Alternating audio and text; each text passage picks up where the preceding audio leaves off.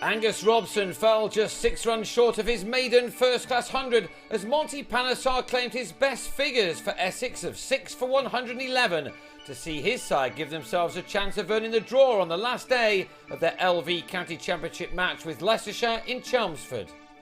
Leicestershire were in a very strong position at the start of the third morning, resuming their first innings on 255 for 2, just 26 runs behind, and Robson, who began the day on 69, along with Ned Eckersley, who started to go again with 104 runs to his name, added 10 more in the first 9 overs of the day. Eckersley wasn't able to go on for much longer though. He nicked Tanveer Sikandar behind on 110 for the bowler's first success in Essex colours and his first in the championship.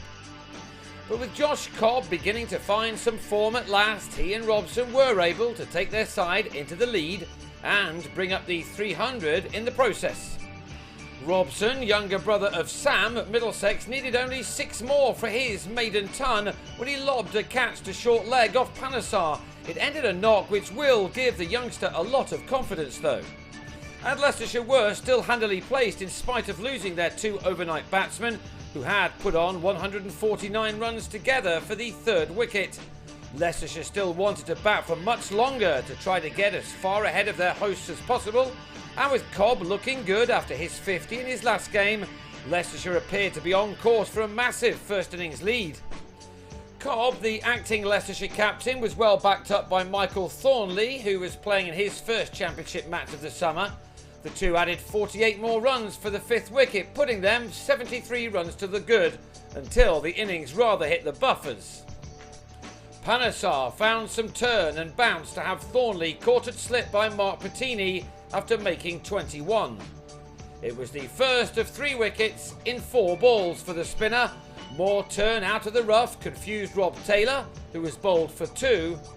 And Jigganake then lobbed the next ball to Ben Foakes to put Panesar on a hat-trick. In 1 over, he turned the game somewhat as he claimed the 36th 5-wicket haul of his career and his first for Essex.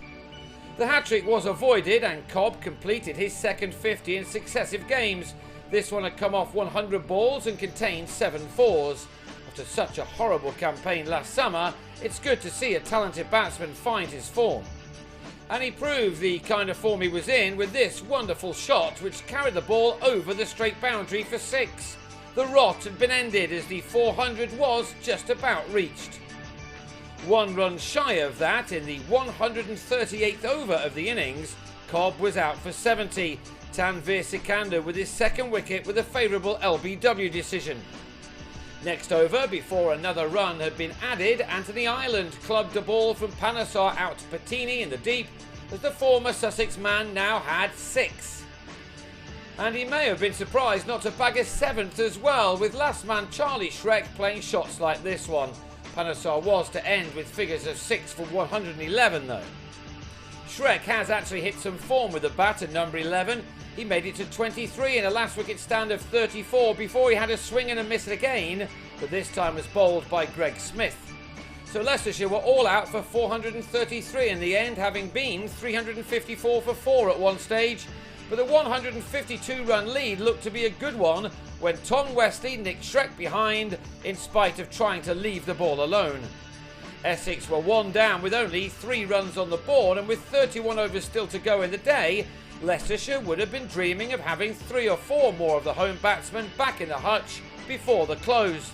But Jake Mickleborough and Smith showed a lot of fight and character to keep their wickets intact while adding 98 runs. Of course, Leicestershire are just not used to winning in this competition. It's been 4 years since they tasted a victory on the road, and at times they bowled too short, which allowed both batsmen to get away. By the close, Mickleborough had made 47 and Smith 43, and they've taken their side to 101 for 1 to now trail by only 51 runs going into the final day. Unless the visitors can bag some early wickets on the last morning, then they may be denied again and have to settle for the draw.